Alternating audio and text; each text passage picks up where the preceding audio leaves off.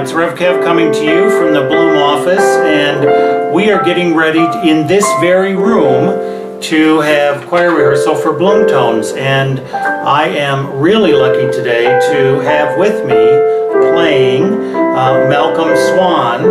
And as Malcolm kind of wraps up this intro, he's going to share with us a little bit about himself. And I am really happy to be able to introduce you to Bloom folks beyond the very room that we meet on a Sunday morning.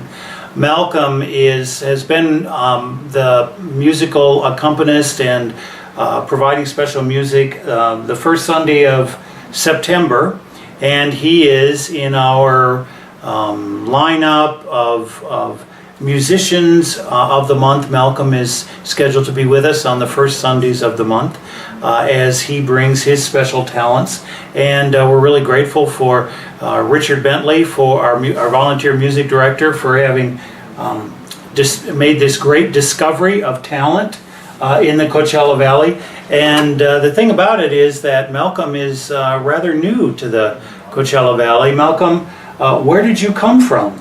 Well, as you'll guess from my accents that I'm not native to California or even the States. I come from London in England, and I came over to live in the Valley in October. So October of last year. That's correct, yes. So we're really glad to have snapped you up before anybody else got a hold of you. Talk to us a little bit. You basically, I really identified with your faith heritage background. I know that we had something a little bit in common that I got all excited about when we first started talking. Can you talk to the folks about that? Yes, my early background was in the Salvation Army, which in England is very much, it's very visible as a church organisation, not just the charitable work that it does.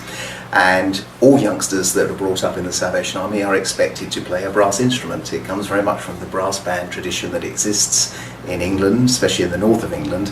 So I learnt trombone, which I still play, and I also learnt the piano. I took piano lessons from the lady that played for the services. So it went from there.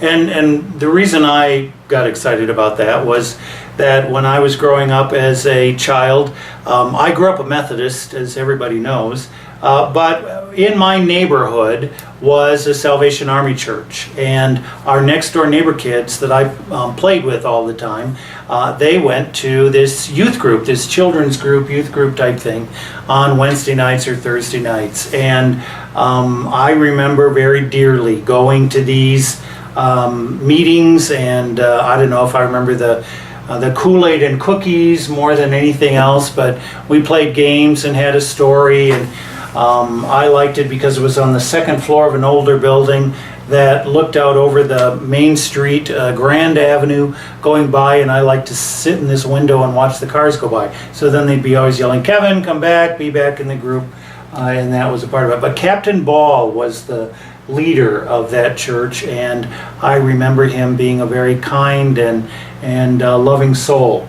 and that was good. That was good for me at the time. The other thing, just a little note, my coming from the Methodist background and the Methodist Church in Britain being very strong, is that the Salvation Army grew out of the Methodist movement. That's right, it did. And it has some differences, like not practicing the sacraments in the same way as the Methodists did, or even as we do in the United Church of Christ, but at the same time we were in Christian fellowship with one another, and that was a good thing. The thing about it is with Malcolm is that you did music in your church experience, but you had a career that was different than music. It was. Well, I had two careers. I was very, very fortunate. I managed to get a place at the Royal Academy of Music, so I studied music for 4 years there, and but on leaving, decided to take up a teaching career as well as a performing career. So I sort of always had my teaching as my main career, but then was able to freelance as a musician, which I did all my time that I was working. So, and I finally finished my teaching career as principal of the school last July, and I took early retirement, and but was still playing sort of right up until when I left England, and hopefully being able to play a little bit in the Valley here as well. So you and your husband lived in England together? We did, yes. Don came over and lived in England for the last 2 years. He's a U.S. citizen? He is, yes. And when you retired, you decided to come and live here? We did, yes. Well, we had a house here in Palm Springs as well as our home in England, so we decided to see how that went. And certainly the weather's better here, so... There you go. It is great to have you with us, and we look forward to spending Sunday mornings together occasionally, Yes. and any other time. And we're really grateful for your being a substitute, as it were, for Richard Bentley, It's a who pleasure. usually is the accompanist, but Richard is in Florida visiting his mother. Hello, Richard and Helen. And we are grateful for your helping out today. I know David's in the other room ready to bust in here and get ready for the rehearsal, so we better wrap this up and let him do that. So again, it's great to have you with us. Thank you. And so this is Malcolm Swan, and we know that everybody in worship will welcome him on Sunday again. We hope you'll be with us in body. If you can't be with us in body, please be with us in spirit, and as always, please keep us in your prayers.